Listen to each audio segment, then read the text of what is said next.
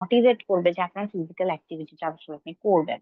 কিন্তু এর জায়গায় যদি এরকম কোনো কিছু আমরা চিন্তা করি যে আম, আমাদের যে দৈনন্দিন আমরা যে যাতায়াত গুলো করি, আমাদের তো প্রতিদিন কিছু না কিছু ট্রাভেল করতে হয়। আমরা ক্লাসে যাই বা আমরা চাকরির জায়গায় যাই বা আমরা দোকানে যাই বা যেখানেই যাই না কেন, আমাদের যে ডেস্টিনেশন গুলো আছে, এই ডেস্টিনেশন গুলোতে যদি আমি প্রতিদিন, সরি, প্রতিদিন যদি আমি এই ডেস্টিনেশন গুলোতে হেঁটে যাতায়াত করতে পারি, হেঁটে যাতায়াত করতে পারার সেই সুযোগটা, সেই পথটা যদি আমার থাকে, সেই নিরাপত্তাটা যদি আমার থাকে, আমি স্বচ্ছন্দভাবে যদি প্রতিদিন হেঁটে যাতায়াত করতে পারি। আমাদের শহরে যেটার অনেক অভাব, আমরা হাঁটার রাস্তা দেখতে পাই না।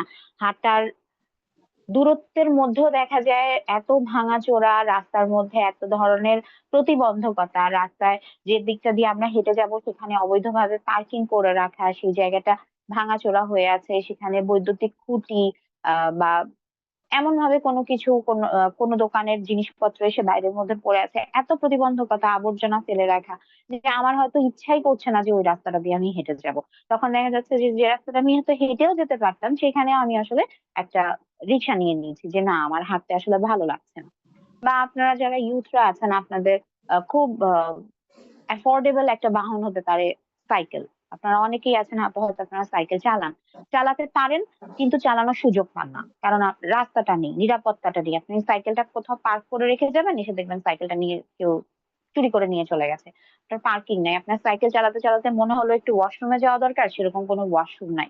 বা আপনার টায়ার্ড লাগছে, আপনি একটু বসতে চাচ্ছেন, সেরকম কোনো কিছু নাই। বা সাইকেল লেন যে থাকবে একটা নির্দিষ্ট, সেই সাইকেল লেনটা নাই। বা সাইকেল লেন আছে, সাইকেল লেনের উপরে হয়তো অবৈধভাবে পার্কিং করা আছে। বা হয়তো আপনারা দেখছেন 1 কিলোমিটার সাইকেল লেন আছে, তারপরে আপনি সাইকেল নিয়ে কোথায় যাবেন আপনি বুঝতে পারছেন না। আপনাকে আহ গাড়ির সাথে, অটো রিকশার সাথে, বাসের সাথে পাল্লা দিয়ে আপনাকে সাইকেল চালিয়ে নিয়ে যেতে হচ্ছে, যেটা আপনার জন্য খুব অনিরাপদ হয়ে যাচ্ছে। এইরকম পরিস্থিতি আমাদের শহরে। কিন্তু ঠিক উল্টোটা যদি হতো, যে আমরা দেখতে পাচ্ছি যে আমাদের হাঁটার পরিবেশটা খুব ভালো, আমরা সব ধরনের সুবিধা পাচ্ছি, ছাউনি আছে বা গাছের ছায়া আছে, পর্যাপ্ত পাবলিক টয়লেট আছে। তারপরে আমরা দেখতে পাচ্ছি যে আমার একটু পর পর আমি একটু, আমার যদি টায়ার্ড লাগছে আমি বসতে পারছি, আমার রুট নেটওয়ার্ক আছে, আমি যেখানে যেতে চাচ্ছি হেঁটে বা সাইকেল চালিয়ে সেখানে আমি যেতে পারছি। এই যে বিষয়গুলো, মানে আপনারা যদি ইমাজিন করতে পারেন এরকম একটা শহর যেখানে 15 মিনিটের হাঁটা বা সাইকেল চালানোর দূরত্বে আপনারা আপনাদের সব ধরনের পরিষেবা পাচ্ছেন। আমি ঢাকাকে কেন্দ্র করে কথা বলছি, কারণ আপনারা যদি খেয়াল করেন ঢাকার যে ল্যান্ড ইউজটা, এটা কিন্তু অলমোস্ট মিক্সড ইউজ। অর্থাৎ আপনি আপনার চারপাশে যেটা দেখেন, আহ আপনার যা যা দৈনন্দিন প্রয়োজন, আপনার শিক্ষা প্রতিষ্ঠান, তারপরে আপনার হসপিটাল, আপনার বাজার, আপনার ছোট ছোট যে দোকানগুলো আমাদের দরকার হয়, আমাদের গ্রোসারি, আমাদের মেডিসিন, এই ধরনের যে ছোট ছোট জিনিসগুলো আমাদের দরকার পড়ে, এগুলো সবকিছু কিন্তু আমাদের হাঁটা দূরত্বে আছে। কিছু জিনিসের জন্য আমাদেরকে অবশ্যই একটু দূরে যেতে হয়, হয়তো আমার জব যেখানে সেটা একটু দূরে, আমার হয়তো যেখানে আমি পড়াশোনা করি সেটা একটু দূরে, এই বিষয়গুলোর জন্য হয়তো আমাদের কিছু কিছু দূরে যেতে হয়। সেখানেও আরবান প্ল্যানিং এর আসলে একটা ব্যাপার আছে। কিন্তু আমি যদি বর্তমান প্রেক্ষাপটটা নিয়ে শুধুমাত্র কথা বলি, আমাদের যা যা প্রয়োজন সেই প্রত্যেকটা জিনিসই কিন্তু অলমোস্ট আমরা 15 মিনিটের হাঁটা অথবা সাইকেল চালানোর দূরত্বে পেয়ে যাই। তো সেই রকম যদি একটা শহর হয় যেখানে আমি খুব সহজে হেঁটে অথবা সাইকেল চালিয়ে যেতে পারি আমার দৈনন্দিন ডেস্টিনেশন গুলোতে, তাহলে কি আমার আসলে এটা প্রয়োজন যে আমি 30 মিনিট একটা বের করে নিবো যে আমার ওই 30 মিনিট হাঁটতে হবে বা ওই 30 মিনিট আমাকে সাইকেল চালাতে হবে? আমার দৈনন্দিন এই যাতায়াত চাহিদার মধ্য দিয়েই কিন্তু আমার প্রতিদিনকার আমার সুস্থ থাকার জন্য যে এটা দরকার, পরিবেশটা দরকার, যে যে সক্রিয় যে থাকার প্রয়োজনীয়তাটা, আমার হাঁটার বা শারীরিক কার্যক্রমের যে প্রয়োজনীয়তাটা, সেটা কিন্তু আমি ফুলফিল করে নিতে পারবো। শুধুমাত্র আমার যেটা দরকার সেটা হচ্ছে হাঁটা এবং সাইকেল চালানোর জন্য, এবং একটা সুষ্ঠু পরিবেশ। আর এটার সঙ্গে আরো একটা বিষয় আসলে জড়িত আছে, সেটা হচ্ছে আমাদের পাবলিক ট্রানজিট, যেটা আমি মাত্র বলছিলাম আপনাদেরকে যে কিছু কিছু জিনিস আছে হয়তো ঠিক আমার হাতের কাছে নেই, আমাকে একটু দূরে যেতে হবে। তো আমি যখনই হাঁটছি বা সাইকেল চালাচ্ছি, তখন কিন্তু আমি যেমন আমার শরীরের খেয়াল রাখছি, তেমন কিন্তু আমি আমার পরিবেশেরও খেয়াল রাখছি।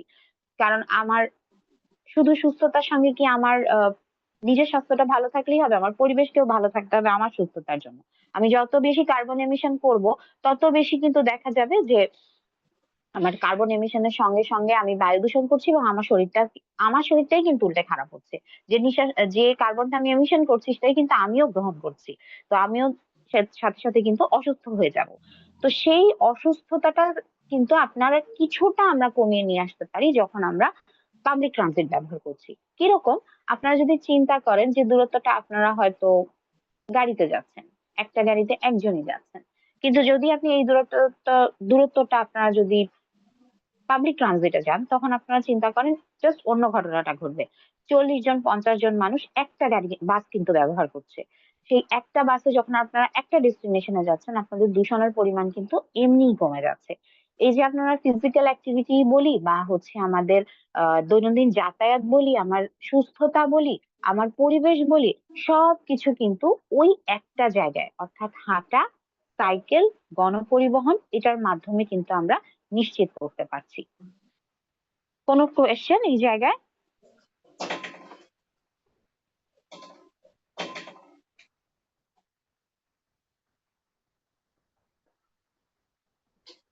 I guess no. আমি পরের স্লাইডে চলে যাই। হ্যাঁ, কারো যদি কোনো প্রশ্ন থাকে এখনই আপনারা প্রশ্ন করতে পারবেন।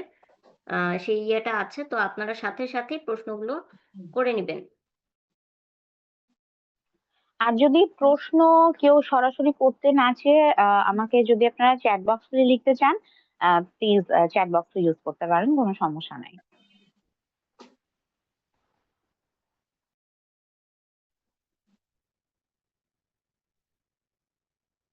আচ্ছা, আমি পরের স্লাইডে চলে যাচ্ছি। আহ আমি মাত্র আপনাদেরকে একটা কথা বলছিলাম যে কিছুটা দূরত্ব যেটা আমাদের একটু বেশি দূরত্বে যেতে হয়, এমন দূরত্ব যেটা হয়তো ঠিক আমার হাঁটা বা সাইকেল চালানোর দূরত্বে পড়ছে না, সেটা আমি কিভাবে গণপরিবহনে যাচ্ছি। তো সেই একই কথাটার সঙ্গে রিলেট করে যদি আমরা একটু চিন্তা করি, দেখেন আমাদের শহরটাতে আমরা যদি চিন্তা করি, আমি মোটামুটি দেখেছি যতটুকুন চারপাশে, যে অন্যান্য শহরেও আসলে ঢাকার বলি বা চিটাগাং এর বলি এই বাতাসটা লাগতে শুরু করেছে, যে রাস্তায় একটা খালি জায়গা আছে, মানে হচ্ছে ওই জায়গায় আমি আহ আমার গাড়িটা পার্কিং করে রেখে দিব। আমাদের এই শহরে বাচ্চাদের কিন্তু খেলার সেরকম কোনো সুযোগ সুবিধা নেই। আমাদের মাঠ পার্ক গুলো ক্রমেই দখল হয়ে গেছে, যেগুলো আছে সেগুলো দেখা যাচ্ছে অনেক সময় বাণিজ্যিক পারপাসে ব্যবহার করা হচ্ছে। যেগুলো উম এখনো কোনো না কোনো ভাবে টিকে আছে, সেগুলো দেখা গেছে রিনোভেশন হয়েছে, রিনোভেশন করার পরে সেটার ভেতরের যে এনভায়রনমেন্ট, অর্থাৎ গাছ লাগানো হয়েছে, সেখানে বিভিন্ন ধরনের রেনোভেট করার পরে ফার্নিচার দেওয়া হয়েছে, সেগুলোকে ভালো রাখার জন্য বাচ্চাদেরকে যেতে দেওয়া হচ্ছে না। বাইরে থেকে দেওয়া হচ্ছে এই জিনিস নিয়ে এসে আপনারা পার্কে খেলতে পারবেন না, এই সময় থেকে এই সময় আপনারা পার্কে আসতে পারবেন না, বা লিমিটেড করে দেওয়া হচ্ছে যে ওই শ্রেণীর মানুষ আসতে পারবে। অর্থাৎ পার্কের বা খেলার মাঠের যে একটা ইনক্লুসিভিটি, বা সেখানে সব মানুষকে ওয়েলকাম করার যে একটা ব্যাপার, সেই জিনিসটা কিন্তু আমাদের মাঠ পার্ক গুলো ক্রমেই হারিয়ে ফেলেছে। সেইরকম একটা পরিবেশ আমাদের এই শহরে মানুষেরও থাকার খুব ভালো অবস্থা নেই। মানুষের জন্য আবাসস্থল কিন্তু আমরা যদি ওভাবে তাকাই, আপনারা শহরে রাতের বেলা বের হলে দেখবেন কি পরিমাণ ভাসমান মানুষ আছে এই শহরে। আহ এই মানুষগুলোর থাকার কোনো জায়গা নেই, অথচ আমরা এই বিষয়গুলোকে চিন্তা করছি না। আমরা চিন্তা করছি না যে থাকার জায়গার প্রয়োজন, আমরা চিন্তা করছি না কর্মসংস্থানের প্রয়োজন, আমরা চিন্তা করছি না যে আমাদের শিশুদের খেলার প্রয়োজন। আমরা মনে করছি কি ওই জায়গাটা আমি দিয়ে দিতে পারি গাড়ির জন্য। আপনারা ঢাকা শহরে একটা জায়গার যে পরিমাণ মূল্য, আপনারা যদি চিন্তা করেন, কারওয়ান বাজারটাকেই যদি আপনারা অ্যাজ অ্যান এক্সাম্পল নেন, কারওয়ান বাজারে একটা জায়গা দিনে অন্তত 3 বার করে ভাড়া হয়। ভোরবেলা, একদম ভোরে, যখন মালামাল লোড আনলোডের যে টাইমটা, ওই সময় একটা যারা পাইকারি নিয়ে আসে, তাদের জন্য ওই জায়গাটা থাকে। তারপরে এক ধরনের ভেন্ডররা আসে যারা হয়তো খুচরা ব্যবসা করছে ওইখানে, তারা যখন ওইখান থেকে চলে যায়, তখন ওখানে বিকালের স্ন্যাক জাতীয় যে জিনিসগুলো আছে সেটার জন্য একটা জায়গা ভাড়া হয়। একটা জায়গা 3 বার ভাড়া হয়, অথচ উচ্চ মূল্যে ভাড়া হয়। কিন্তু এটা একেবারেই যে খুব নামমাত্র মূল্যে ভাড়া হয় ব্যাপারটা কিন্তু তাও না। অথচ ঠিক তার থেকেও বড় একটা জায়গা, একটা বাজারে আপনারা চিন্তা করেন, স্ন্যাক বিক্রি করে, সিঙ্গারা সমুচা বিক্রি করছে এরকম একটা লোক কতটুকুই বা জায়গা নেয়। অথচ একটা গাড়ির পার্কিং করে রাখতে মোটামুটি 160 বর্গ ফুটের মতন জায়গা দরকার হয়, সেই জায়গাটা আমরা ঘন্টার পর ঘন্টা দিনের অধিকাংশ সময় মাত্র 20 টাকায় ভাড়া দিয়ে দিই। কাজে আপনারা বুঝতে পারছেন আমাদের শহরে আমরা গাড়িকে আসলে কি পরিমাণ প্রায়োরিটাইজ করি আমরা গাড়িকে। এবং পার্কিং ফি কত? আপনার সারাদিন দাঁড়িয়ে থাকলে হয়তো 30 টাকা, 40 টাকা। সেখানে হয়তো আহ কারণ বাজারের ওই জায়গাটাতে আমাকে 1000-এর উপরে মূল্য দিতে হচ্ছে। তো সেই বিষয়গুলো আমাদের কিন্তু চিন্তায় নেওয়া দরকার। আবার আপনি যদি চিন্তা করেন যে আমাদের শহরে যে পরিমাণ যানজট হয়, এই যানজটের কারণটা আসলে কি, এটাও কিন্তু আমাদের একটু চিন্তা করে দেখা দরকার। আপনাদের শুনলে অবাক লাগবে আমাদের এই শহরে। আচ্ছা, আমি আগেই আপনাদেরকে ডেটাটা না বলে দিই, আপনাদের কোনো ধারণা আছে আমাদের এই শহরে কি পরিমাণ গাড়ি আছে? কত পার্সেন্ট? আপনাদের কি মনে হয়?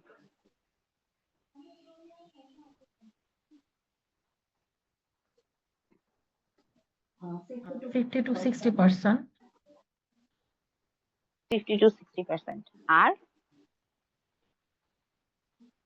85%, 85 থেকে 90% গাড়ি।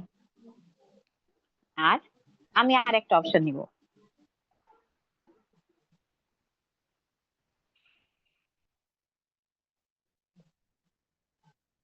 আপু 75 to 80% থাকতে পারে। কেউ আপনাদের আনসার কোনোটাই বিলো 50 না, আপনারা অলমোস্ট আপ টু 60 থেকে 90 পর্যন্ত আপনারা আছেন। বাট ইন্টারেস্টিংলি আমাদের এই শহরে আহ, গাড়ির সংখ্যা, শুধুমাত্র আমরা যদি প্রাইভেট কারকে চিন্তা করি, প্রাইভেট কারের সংখ্যা বিলো 10%। আমাদের সর্বশেষ যে বিশদ অঞ্চল পরিকল্পনা হয়েছে, ঢাকার যে বিশদ অঞ্চল পরিকল্পনা 2022 থেকে 2035, সেখানকার তথ্য অনুযায়ী আহ ঢাকা শহরে গাড়ির যে পার্সেন্টেজ, এটা হচ্ছে 5 to 7%।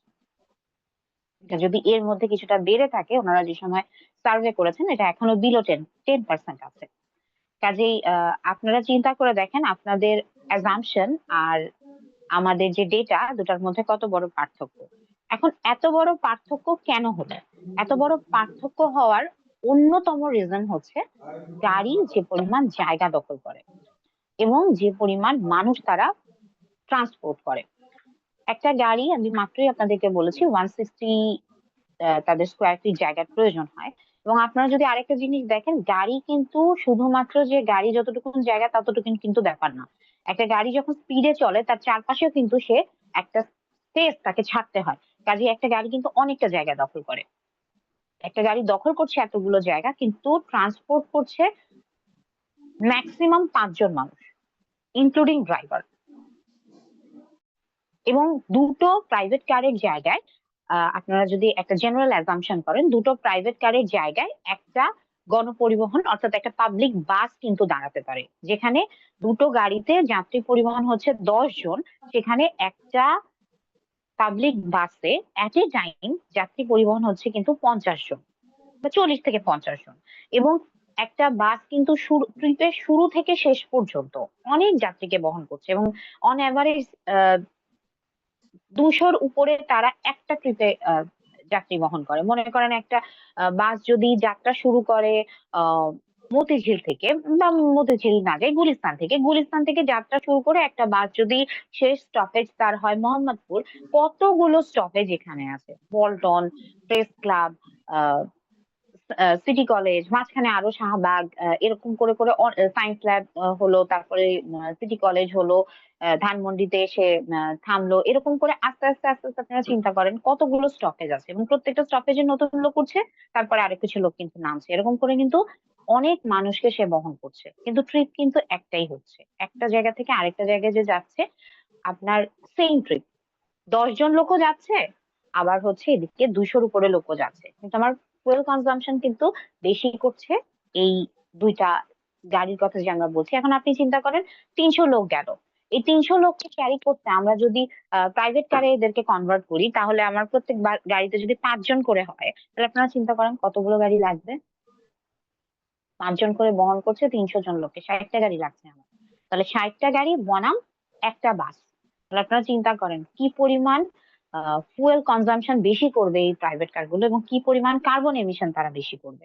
অথচ তারপরেও আমরা কি করছি, ব্যক্তিগত গাড়িকেই কিন্তু প্রাধান্য দিয়ে যাচ্ছি। ব্যক্তিগত গাড়িকে প্রাধান্য দিয়েই আমরা প্রকল্প তৈরি করছি, আমরা এলিভেটেড এক্সপ্রেসওয়ে করছি, আমরা ফ্লাইওভার করছি, আমরা ফুটওভার ব্রিজ করছি। এখন ফুটওভার ব্রিজ করছি, আপনাদের হয়তো মনে হতে পারে ফুটওভার ব্রিজে তো আসলে পথচারী পার হয়, কিন্তু পথচারীর জন্যই কি আসলে ফুটওভার ব্রিজ আপনাদের মনে হয়?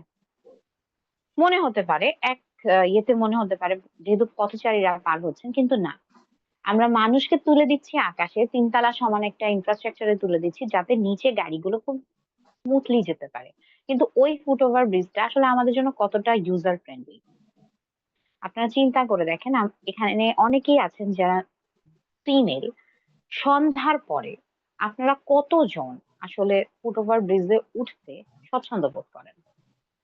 আমাদের ফুটওভার ব্রিজের যে সিনারিও হয়ে থাকে সন্ধ্যার পরে, আপনারা কতজন আসলে এই ফুটওভার ব্রিজে সেফ ফিল করেন? কারণ লাইট থাকে থাকে না, লাইট থাকলেও আমরা আসলে কতটা নিরাপদ থাকি অনেক সময় পারিপার্শ্বিকতার কারণে, সেই বিষয়গুলো কিন্তু আপনারা একটু চিন্তা করে দেখেন। সেই সঙ্গে চিন্তা করেন একজন মা যিনি তার ছোট্ট সন্তানকে নিয়ে পার হচ্ছেন, তার জন্য এই 3 তলা সম রাস্তাটাকে পার হওয়াটা কতটা তার জন্য ভায়াবল, কতটুকুন আসলে তার জন্য সম্ভব, যে একটা বাচ্চা তার সঙ্গে হয়তো আরো কিছু জিনিস আছে এগুলোকে নিয়ে সে রাস্তাটা পার হবে, এটা তার জন্য কতটুকুন সম্ভব।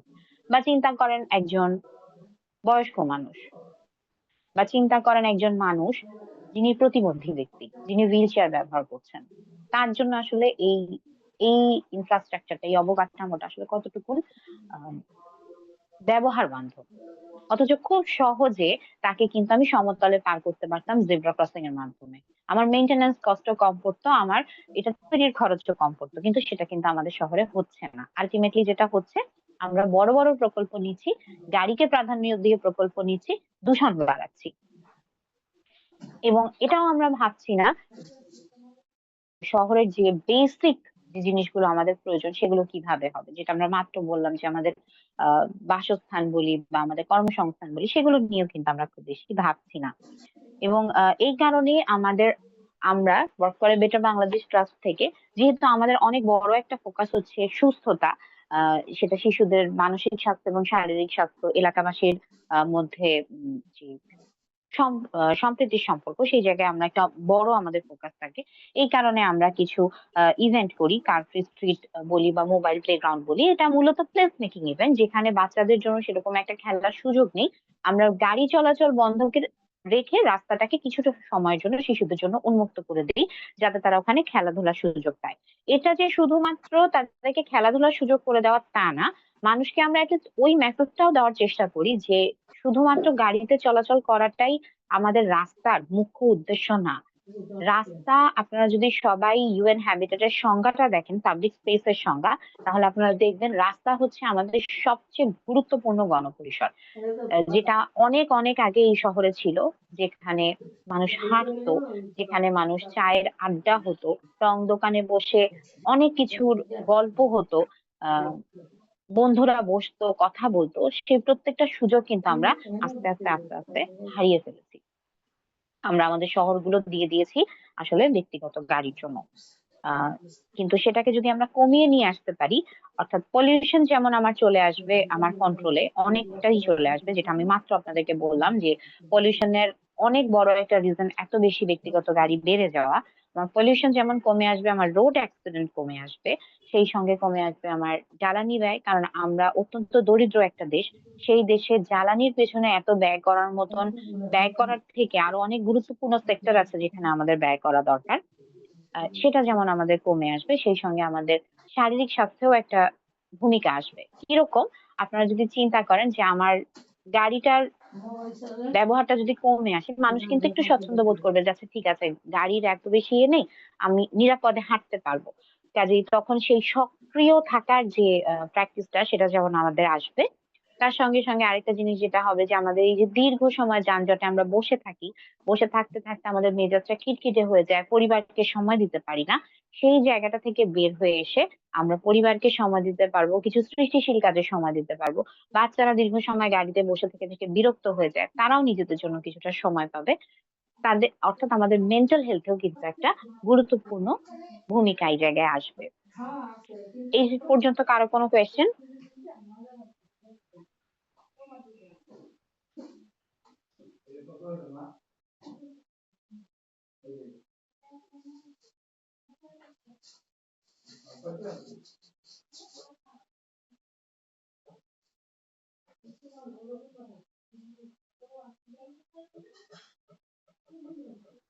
আমি ধরে নিচ্ছি কারো কোনো প্রশ্ন নাই। আপনারা কি আমার কথা শুনতে পাচ্ছেন বেসিক্যালি? জি আপু, শোনা যাচ্ছে। জি আপু। জি আপু। জি আপু, জি শোনা আপু, যাচ্ছে। শুনতে পাচ্ছি। জি আপু। ঠিক আছে। যদি কারো কোনো প্রশ্ন না থাকে আমি পরের স্লাইডে চলে যাব।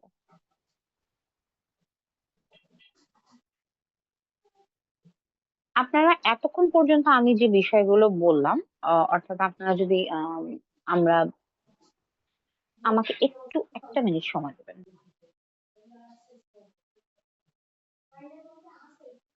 আচ্ছা, আমাদের সেশনগুলোতে আমি যেটা দেখেছি, সিয়াম, মাসুদুর রহমান সিয়াম, তারপরে হচ্ছে শাফকাত ফারুক, আপনারা একটু কম কথা বলেছেন। তো এই সেশনে আমি আশা করব আপনারা একটু কথা বলবেন। লাবণ্য, আহ, তারপরে হচ্ছে জান্নাত, আয়েশা, রিফা, উৎস, আপনারা একটু কথা বলবেন। আদিবা, আপনারা একটু কথা বলবেন এই সেশনটাতে। হ্যাঁ, প্রত্যেকটা সেশনেই কেউ না কেউ কথা বলে, তো আপনারা একেবারেই চুপ থাকেন। তো আশা করি এই সেশনটাতে আপু আপনারা আমি কথা তো কথা বলবেন। বলি, গতকালকেও কোয়েশন করলাম অনেক। হ্যাঁ, তো এই আজকের সেশনটাতেও অ্যাক্টিভ হইতে হবে। হ্যাঁ, সবাই একটু জি আচ্ছা। অ্যাক্টিভলি অংশগ্রহণ করেন। আচ্ছা আপু।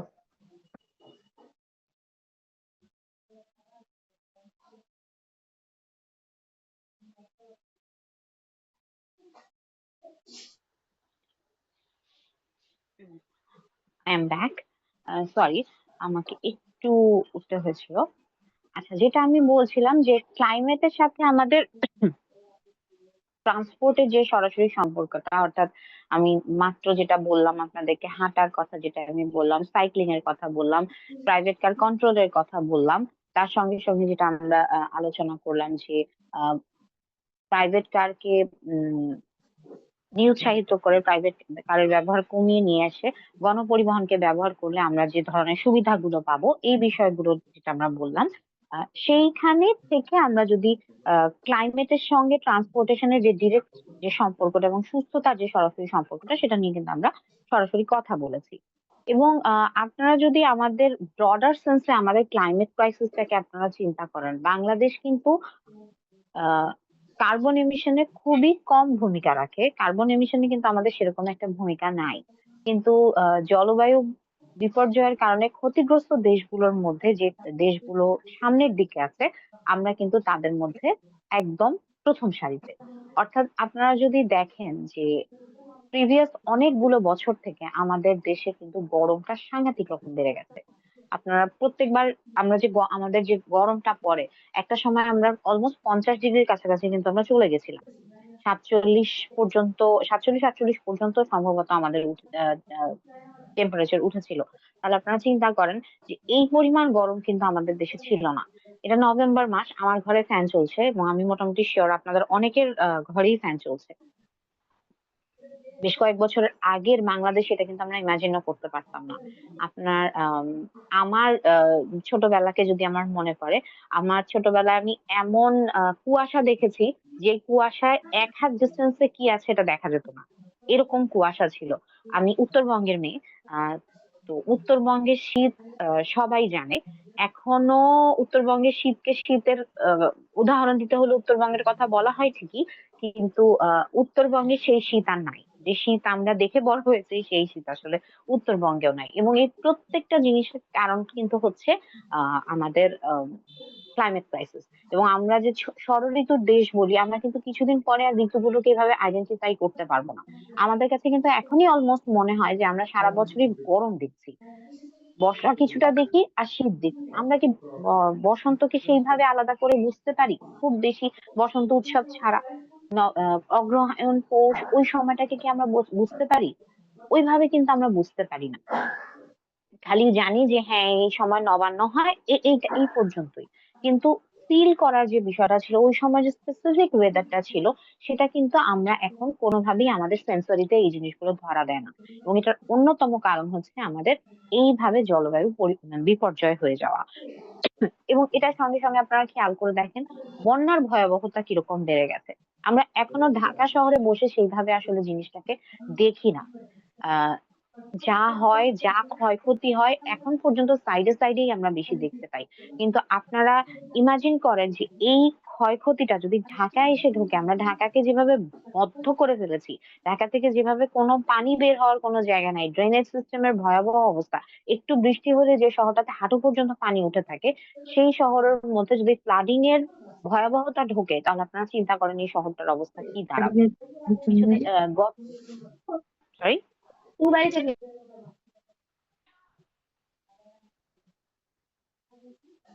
কেউ কি কিছু বলেছেন? আমি ঠিক বুঝতে পারিনি।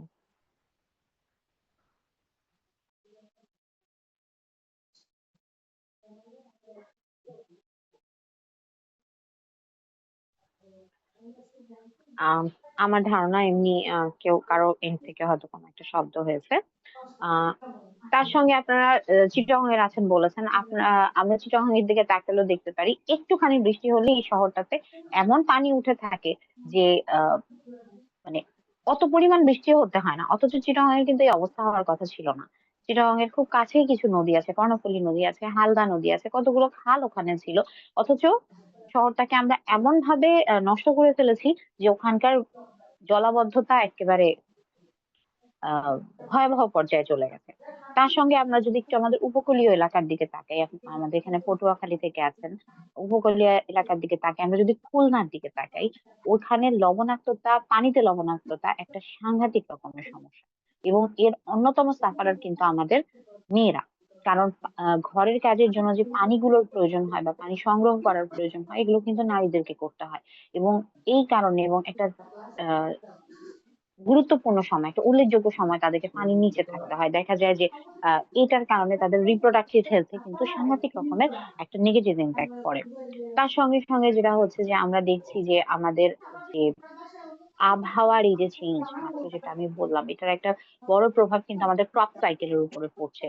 সেই ক্রপ সাইকেলের উপরে পড়ার কারণে ম্যালনিউট্রিশন আমাদের মধ্যে একটা ইস্যু হিসেবে দেখা দিয়েছে। এবং নিত্য নতুন এমন এমন কিছু ধরনের ডিজিজ আসছে, এর সঙ্গে দেখা যাচ্ছে যে আমাদের স্কিনের বিভিন্ন ধরনের প্রবলেম হচ্ছে। এই প্রত্যেকটা জিনিস কিন্তু আমাদেরকে এফেক্ট করছে। আপনারা এখন চিন্তা করেন মশার উপদ্রব কি পরিমাণ বেড়ে গেছে। তার সঙ্গে সঙ্গে এই যে এত ধরনের নেগেটিভ ইম্প্যাক্ট, কোনো কিছুই ভালো না। তার সঙ্গে আমাদের কিন্তু মেন্টাল হেলথের উপরেও একটা নেগেটিভ ইম্প্যাক্ট আসছে। এবং আমাদের যে গাছগুলো আছে, আমরা গাছগুলোকে দেখা যাচ্ছে যে ইচ্ছা মতন আমাদের গাছগুলোকে আমরা আরো নষ্ট করে ফেলছি। যেখানে আমাদের এটা অনেক বড় একটা সোর্স হতে পারতো, যেটাকে আমরা ক্লাইমেট ক্রাইসিসটাকে কমিয়ে নিয়ে আসার জন্য ব্যবহার করতে পারতাম। আমরা যদি আরবান এরিয়ার দিকেই তাকাই, আমাদের এখানে যে গাছগুলো, গাছের জন্য আমাদের সেরকম একটা জায়গাই নাই, কিন্তু যতটুকু আছে আমরা সেখানেও কিন্তু নষ্ট করছি, গাছ কেটে ফেলছি। তারপরে আমরা বলবো সিটি কর্পোরেশন থেকে এখন একটা পজিটিভ উদ্যোগ নেওয়া হয়েছে, ঢাকা উত্তর সিটি কর্পোরেশন থেকে। তারা জিরো সয়েল বলে একটা ক্যাম্পেইন তারা করছে, যেখানে তারা আসলে বলছে যে যতটুকুন খালি, মানে যতটুকুই খালি জায়গা তারা দেখছে, সেখানে ওই জায়গার যে মাটি, সেটার বৈশিষ্ট্য অনুযায়ী তারা গাছ লাগাবে। এটা যে খালি গাছ লাগানো ক্যাম্পেইন, ব্যাপারটা কিন্তু তা না। গাছ লাগানোর সাথে আরো একটা জিনিস কিন্তু আছে, আমরা সুফল পাই।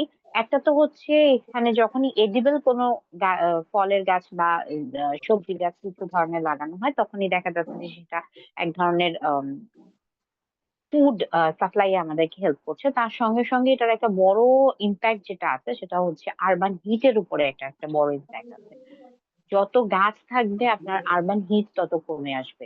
গাছের একটা ইয়ে আছে, ক্ষমতা আছে যে সে নয়েজটাকে অ্যাবজর্ব করতে পারে, ধুলাটাকে সে অ্যাবজর্ব করতে পারে। এটা আপনার বায়ু দূষণ এবং শব্দ দূষণ নিয়ন্ত্রণেও কিন্তু একটা বড় ধরনের ভূমিকা রাখে। তার সঙ্গে আমরা আমরা যদি আমাদের ওয়াটার বডি গুলোর দিকে চিন্তা করি, আমাদের ঢাকা শহরের কথাই যদি আপনারা ভাবেন, আমাদের যত আহ এই শহরে প্রচুর নদী ছিল, খাল ছিল, সেগুলো সব ভরাট করে ফেলে কিন্তু আমরা আমাদের বিল্ডিং গুলো তুলে ফেলেছি। এত এত খাল, আহ আমাদের কল্যাণপুরের দিকে খাল ছিল, এখন টিকে আছে কি? টিকে আছে শুধুমাত্র ধানমন্ডি লেক। এটা ছাড়া কিন্তু কিছু নাই। অথচ আপনারা দেখেন যে এই ওয়াটার বডি গুলো যদি আমাদের টিকে থাকতো আমরা কিন্তু কি পরিমাণ ইয়ে পেতাম। আহ আমাদের এই যে বারবার আমরা বলছি জলাবদ্ধতা জলাবদ্ধতা, এই জলাবদ্ধতা দূর করার কিন্তু একটা অনেক বড় রাস্তা হতে পারতো এই আমাদের যে খাল বলি বা আমাদের পুকুরগুলো বলি। ঢাকার মধ্যে আছে শুধুমাত্র আমাদের ধানমন্ডি লেক, এবং সেটা আপনারা চিন্তা করেন সেটাকেও টিকিয়ে রাখতে গেলে কি পরিমাণ ইয়ে হয়ে গেছে। অনেক ধরনের মানে এটাতেও অনেক ধরনের ইয়ে ছিল যে এটাও বুঝি দখল হয়ে যায়। সেই সময় কিছু এনভায়রনমেন্ট অ্যাক্টিভিস্ট ছিলেন যারা এটাকে রক্ষা করেছেন। কিন্তু তারপরেও আপনারা চিন্তা করেন এটা যে শুধুমাত্র ফ্লাডিং এর জায়গাটা তা কিন্তু না, এটা মেন্টাল হেলথের উপরেও কি পরিমাণ একটা পজিটিভ ইম্প্যাক্ট আমাদের রাখে। কারণ হচ্ছে আম, কি পরিমাণ মানুষ প্রতিদিন সকাল থেকে রাত পর্যন্ত ওই জায়গাটাতে বেড়াতে যান। আপনারা খালি ভাবেন যে এটা শুধুমাত্র আপনারা যে এনভায়রনমেন্টের পাশাপাশি আমাদের মেন্টাল হেলথের উপরে ওটা কি পরিমাণ পজিটিভ ইম্প্যাক্ট ফেলছে। তার সঙ্গে আপনারা ভাবেন আমরা বারবার বলছিলাম যে মানুষ হাঁটলে সাইকেল চালালে আমরা, আমাকে একটু সময় দিবেন, আমার বাচ্চাটা আসলে কাঁদতেছে, একটু আপনারা করেন, সরি।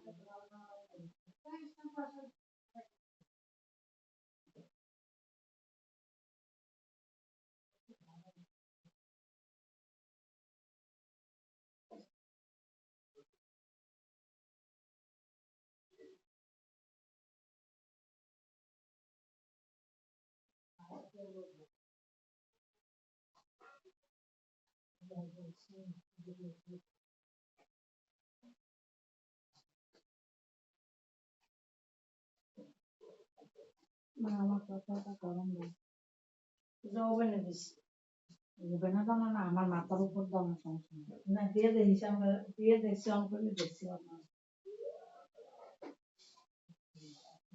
দিয়ে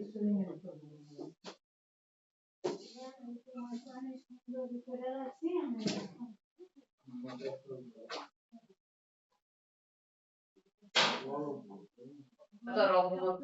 হ্যাঁ, আসলে নাইম আপু এখনো মানে একটু গেলেন, চলে আসছেন, এখন হয়তো শুনতে পাবেন। এতক্ষণ কিছু হয়ই নাই, কি শুনতে পাবেন?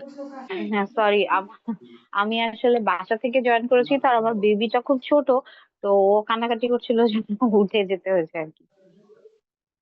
Sorry for the interruption. আমাদের ইকোনমি, আমরা অনেক আগে থেকেই বলি যে আমাদের গ্রোয়িং ইকোনমি, এবং আমরা অনেক বড় একটা ফোকাস দেই হচ্ছে বিভিন্ন ধরনের ইন্ডাস্ট্রির দিকে।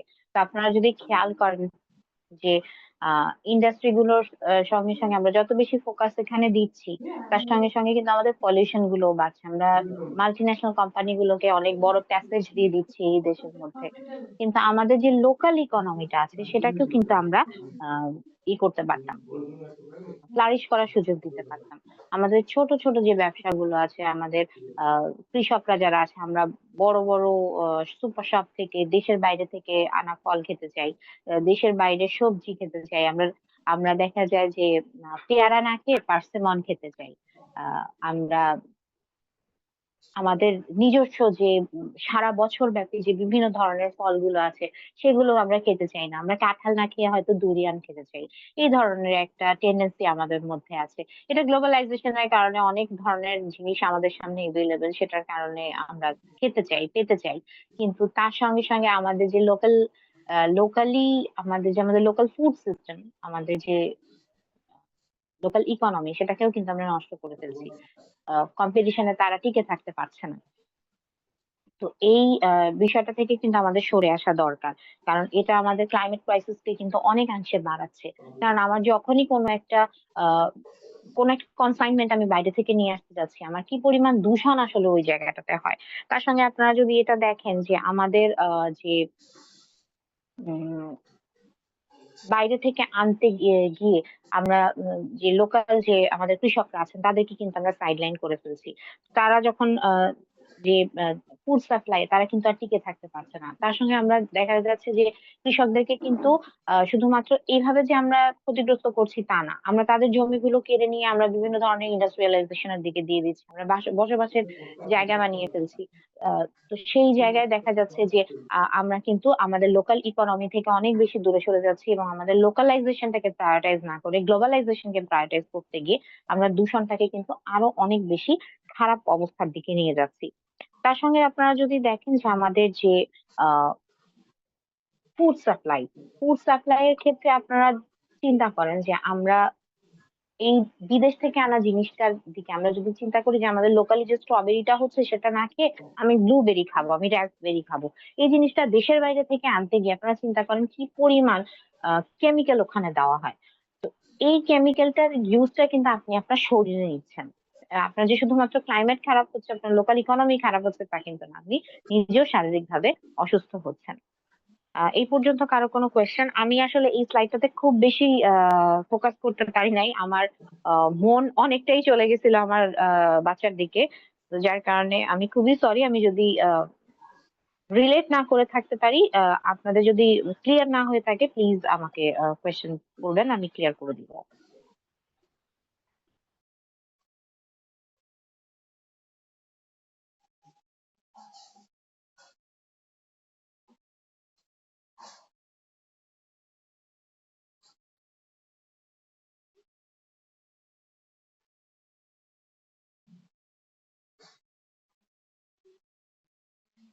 আচ্ছা, কারো কোনো কোয়েশ্চেন নাই? ইদার আমি খুব ভালো বলতেছি যার কারণে কারো কোনো কোয়েশ্চেন নাই, অথবা আমি এত খারাপ বলতেছি যে কেউ কিছু বুঝতেই পারতেছে না। এনিথিং, আমি আসলে বুঝতে পারছি না। আহ এটা আসলে আমার লাস্ট টাইমের ইন্টার্নশিপ এক্সপিরিয়েন্স থেকে এটা খুবই ডিফারেন্ট। কারণ লাস্ট টাইম ইন্টার্নশিপ গুলোতে আমি দেখেছি যে সবার প্রচুর ইন্টারেস্ট থাকে, সবার প্রচুর প্রচুর কোয়েশ্চেন থাকে, কিন্তু this is the first time আমি এতগুলো স্লাইড চলে আসার পরেও কারো কোনো কোয়েশ্চেন নাই। সানজিদা, আমি কোয়াইট কি বলবো, সারপ্রাইজড।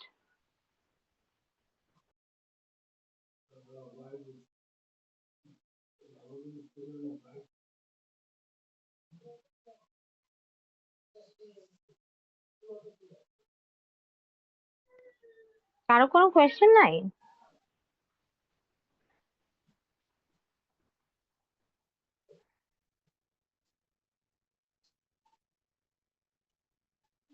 সানজিদা, তুমি কি শুনতে পাচ্ছ?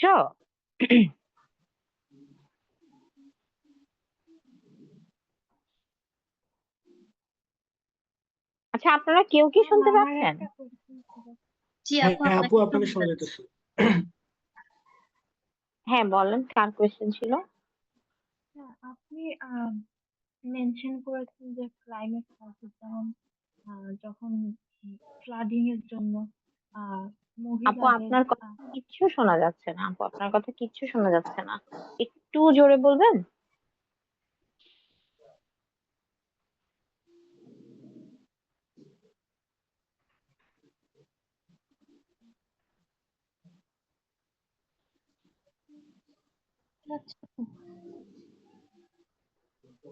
হ্যালো। আপনার- জি আপু বলেন। হ্যাঁ, আমার একটা কোয়েশ্চেন ছিল, সেটা হলো হুম, আপনি আপনি বলেছিলেন যে ক্লাইমেট ক্রাইসিস যেমন ফ্লাডের জন্য মহিলাদের হুম, বা মহিলাদের বিভিন্নভাবে হেলথ এফেক্ট হয়, যেমন হুম, তো হুম। এর বাইরে ধরুন এইটা কেন্দ্র করে বাচ্চাদের বা ওভারঅল ম্যাটারনাল অ্যান্ড চাইল্ড হেলথের কি এফেক্ট হয়? ন্যাচারাল হেলথের একটা বড় ব্যাপার রিপ্রোডাক্টিভ হেলথের, যেটা আমি বলছিলাম সেটা হচ্ছে দেখা যাচ্ছে কি যে তারা ওই দীর্ঘ সময় স্যালাইন ওয়াটারে থাকতে গিয়ে তাদের যে মেনস্ট্রুয়াল সাইকেল সেটাকে কন্ট্রোল করতে গিয়ে তারা লং টার্ম একটা ইয়েতে চলে যায়, কন্ট্রাসেপটিভ পিলের দিকে তারা ইয়ে হয়, ডিপেন্ডেন্ট হয়। আর এই ডিপেন্ডেন্সিটা একটা লং টার্ম, যখন তারা এই ধরনের কন্ট্রাসেপটিভ পিলের দিকে যখন তারা নির্ভরশীল হয়ে যাচ্ছে, তখন দেখা যায় যে তাদের যে রিপ্রোডাক্টিভ হেলথ সেটার উপরে ডেফিনেটলি একটা প্রভাব কিন্তু আসে, কারণ লং টাইম কন্ট্রাসেপটিভ খাওয়াটা তো আসলে কোনো ভালো সলিউশন না। এটা আমাদের উপকূলীয় অঞ্চলগুলোতে, বিশেষ করে আপনারা যদি সাতক্ষীরার দিকে তাকান, আহ এটা অনেক বড় একটা প্রবলেম। এটার কথাটা আমি আসলে বলছিলাম। আপনি কি এই বিষয়ে কোয়েশ্চেন করছিলেন? হ্যাঁ আপু, বুঝতে পেরেছি। Thank you. হ্যাঁ, এই প্রবলেমটা আসলে তাদের আছে, কারণ নিরাপদ পানি যেহেতু তারা পাচ্ছেন না, এবং একটা লং টাইম যেহেতু তাকে পানির নিচে এভাবে থাকতে হচ্ছে, তো তখন দেখা যায় যে তারা হচ্ছে এই ধরনের যে ইয়েগুলো, স্টেপ গুলো সেটা তারা নিতে বাধ্য হচ্ছেন। তখন দেখা যাচ্ছে যে এই ইস্যুটা আসলে তাদের আসছে। এই কথাটাই মূলত আমি বলতে চেয়েছিলাম। আর কোনো কোয়েশ্চেন? আপু আমার একটা কোয়েশ্চেন আছে, সেটা হচ্ছে আপনি বলেছিলেন যে যদি আমি ভুল না শুনে থাকি যে গ্লোবালাইজেশনের কারণে দূষণটা আসলে বেড়ে যাচ্ছে আমাদের এখন বর্তমানে। তো আসলে কিন্তু গ্লোবালাইজেশনটাও তো দরকার, যদি আসলে এটা নাই হয় তাহলে আমরা তো ডেভেলপ, যেহেতু আমরা ডেভেলপিং কান্ট্রি, সো ডেভেলপ যদি আমরা হতে চাই, কিভাবে মানে পলিউশনটাকে মাথায় রেখে কিভাবে গ্লোবালাইজেশনে ফোকাস করা উচিত? আচ্ছা, গ্লোবালাইজেশনকে আমি খারাপ বলছি না। গ্লোবালাইজেশনকে আমি কোনোভাবেই খারাপ বলছি না। যেটা প্রবলেম সেটা হচ্ছে গ্লোবালাইজেশনকে প্রায়োরিটাইজ করতে গিয়ে যখন আপনার লোকাল রিসোর্সকে আপনি ইগনোর করছেন বা নেগলেক্ট করছেন, সেটা প্রবলেম হয়ে যায়। কারণ ইন এনি ক্রাইসিস মোমেন্ট, আপনি যদি শুধুমাত্র আগে ক্রাইসিস দিয়ে চিন্তা করেন, আপনি যে কোনো ক্রাইসিস মোমেন্টে আপনার লোকাল রিসোর্স, আপনার লোকাল প্রোডাক্টস, লোকালিটি যদি আপনার লোকাল ইকোনমি যদি আপনার স্ট্রেনথেন না হয়, সেক্ষেত্রে আপনি চিন্তা করেন আপনার গ্লোবাল এইড আসাটা কিন্তু অনেক কঠিন একটা ব্যাপার যে কোনো ক্রাইসিস মোমেন্টে। আপনি লোকাল এইড, লোকালি কোনো কিছু যদি আপনি স্ট্রেনথেন না করেন, আপনি গ্লোবালি কোনো কিছুর জন্য এক্সপেক্ট করে আপনার যদি ওয়েট করতে হয়, তাহলে আপনি চিন্তা করেন যে কোনো ক্রাইসিস মোমেন্টে আপনি কিন্তু সার্ভাইভ করতে পারবেন না। কাজেই আপনার লোকাল ইকোনমি স্ট্রেনথেনের প্রয়োজনীয়তা ওই জায়গায়। আমি খারাপ বলছি না, কিন্তু আপনি আপনার লোকাল জিনিসটাকে একেবারে সাইডলাইন করে ফেলে যদি একদম টোটালি ডিপেন্ডেন্ট হয়ে যেতে থাকেন গ্লোবাল জিনিসের দিকে, তাহলে কিন্তু আপনার পলিউশন আলটিমেটলি বাড়তেই থাকবে। আপনাকে দুটোর মধ্যে একটা ব্যালেন্স রাখতে হবে। আমি গ্লোবালাইজেশনকে খারাপ বলি নাই, মেবি আমার বলার আহ, কথাটা হয়তো এরকম আপনাদের কাছে মনে হতে পারে যে আমি গ্লোবালাইজেশনকে খারাপ বলছি। অবশ্যই আমি গ্লোবালাইজেশনকে খারাপ বলছি না, কারণ আমরা আমাদের ইনফরমেশন বলি বা আমাদের টেকনোলজি বলি, হাইটেক যে কোনো ইনোভেশন, অনেক কিছুই আমরা, যা আমরা পেতে চাই বা যে কোনো গুড প্র্যাকটিস যদি আমরা জানতে চাই, আহ, সেটা অবশ্যই আমাদেরকে গ্লোবালাইজেশনের মাধ্যমেই নিতে হবে। ইনফ্যাক্ট আজকে আমরা যে সেশনটা করছি আমরা জুমের মাধ্যমে, সেটাও আমরা গ্লোবালাইজেশনের কারণেই অ্যাভেইল করতে পেরেছি।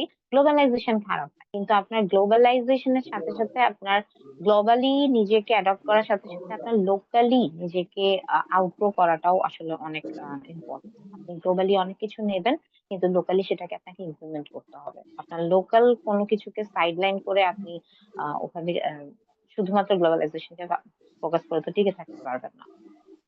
আমার বলার এটা ছিল এখানে। জি আর আপু, কিছু? Thank you.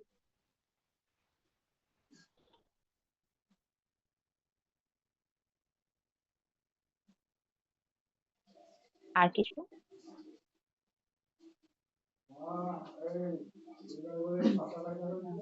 আসসালামু আপু, আমার একটা প্রশ্ন ছিল।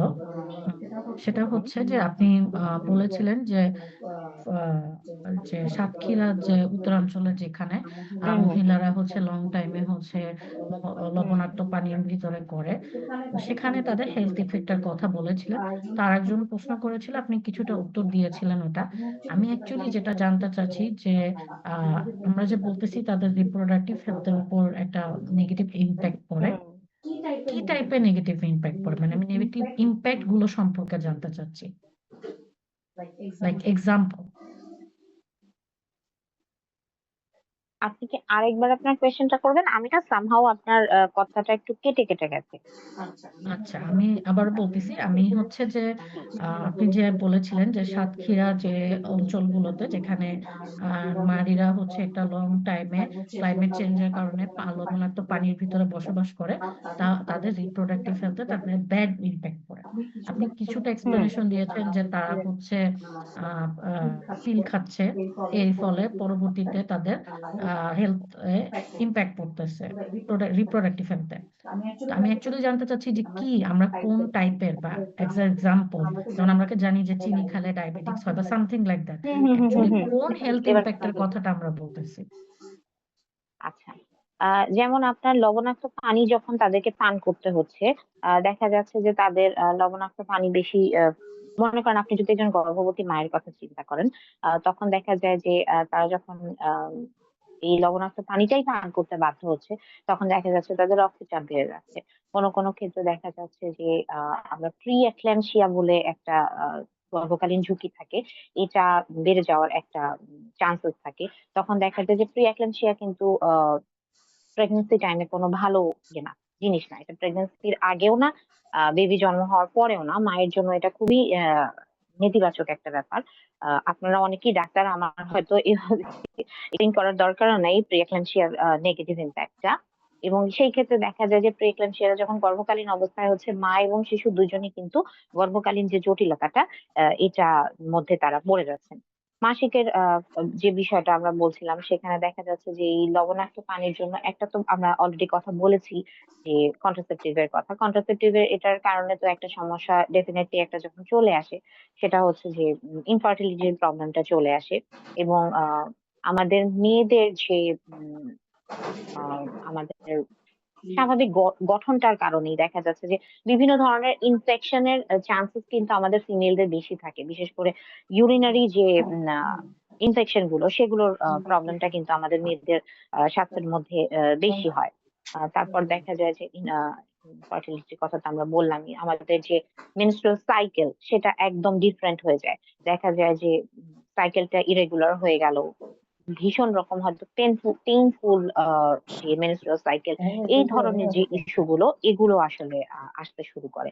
এইটুকুন যতটা আমি আসলে ফিমেল হেলথ সম্পর্কে জানি। এবং পুরুষদের প্রজনন স্বাস্থ্যের উপরেও কিছুটা নেগেটিভ ইম্প্যাক্ট আমি যতদূর জানি সেখানে আছে।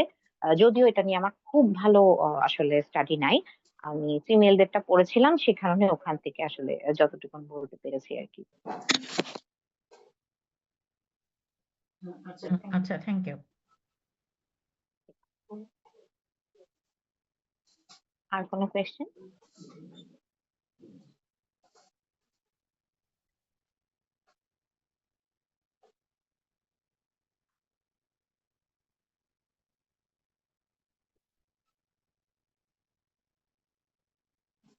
আর যদি কোনো কোয়েশ্চেন না থাকে, তাহলে আমি পরবর্তী স্লাইডে চলে যাই।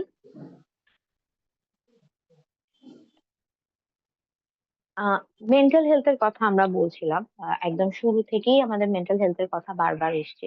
আমাদের বর্তমান শহরের যে সিনারিওটা, সেটা যদি আমরা চিন্তা করি, সেখানে আসলে আমরা দেখতে পাই যে আহ আমরা একজন আরেকজনকে আসলে চিনি না। আমার পাশের ফ্ল্যাটে কে আছে তাকে আমি চিনি না।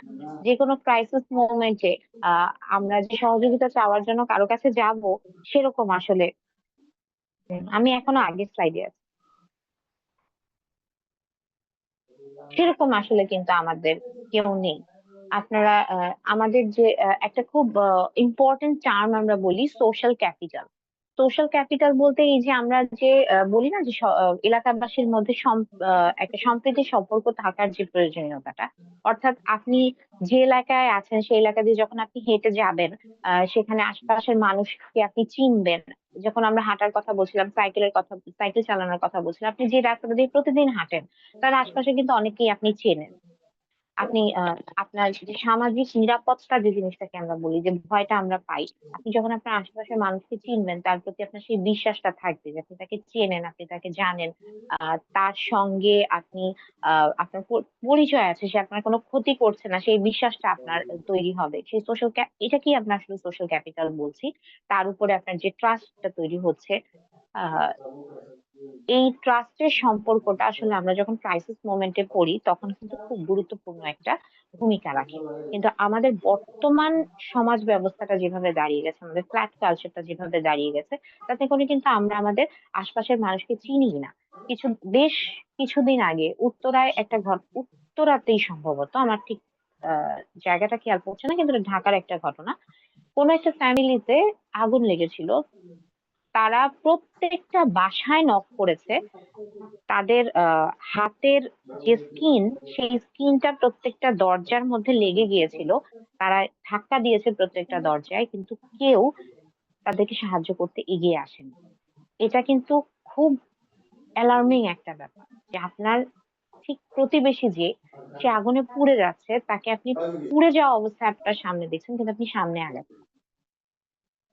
এই মনুষ্যত্বটা, এই একজন আরেকজনকে সাহায্য করার যে মানসিকতাটা, এটা কিন্তু আমাদের আস্তে আস্তে ক্রমে হারিয়ে গেছে।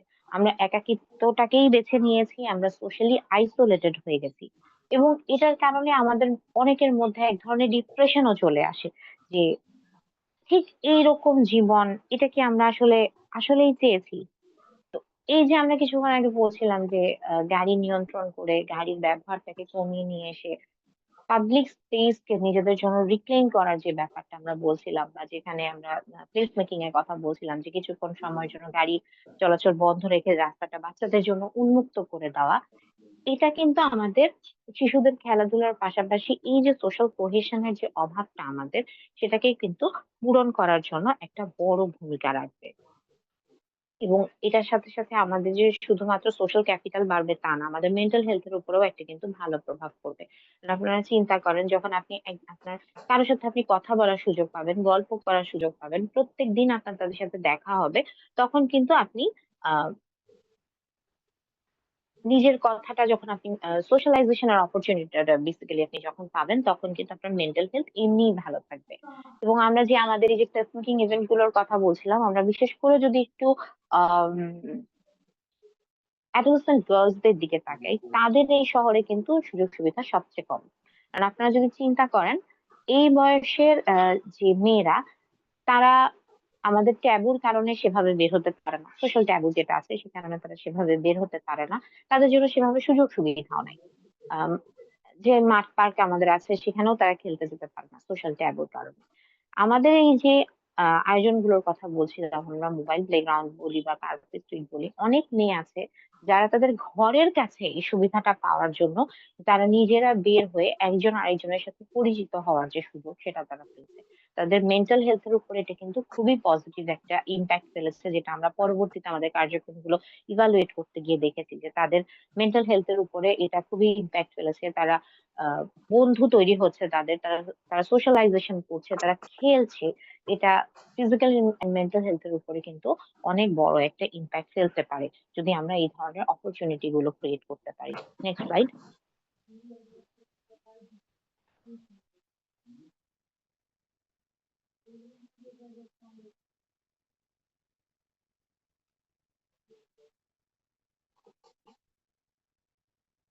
Next slide. তো এই যে আমরা এতক্ষণ ধরে যে এতগুলো বিষয় নিয়ে কথা বললাম, ফিজিক্যাল অ্যাক্টিভিটি বলেছি, পলিউশন বলেছি, ক্লাইমেট ক্রাইসিস বলেছি, মেন্টাল হেলথ বলেছি, তো এখন প্রশ্ন আসে যে এই প্রত্যেকটা জিনিসকে একসাথে অ্যাড্রেস করা সম্ভব কিনা।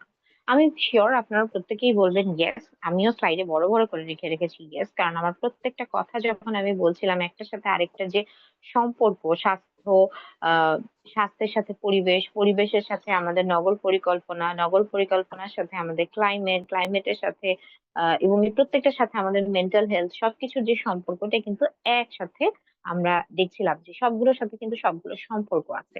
এবং এই সব কিছুকেই কিন্তু একসাথে একবারে অ্যাড্রেস করা সম্ভব। প্রশ্ন আসে কিভাবে। Next slide.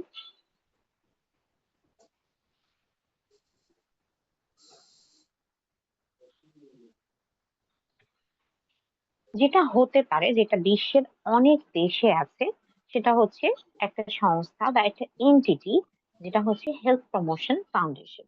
আপনারা প্রত্যেকে এতদিন ধরে হেলথ প্রমোশন সম্পর্কে জেনে এসেছেন, হেলথ প্রমোশন ফাউন্ডেশন সম্পর্কে জেনে এসেছেন, বিশ্বের বিভিন্ন জায়গার এক্সাম্পল আপনারা জেনেছেন।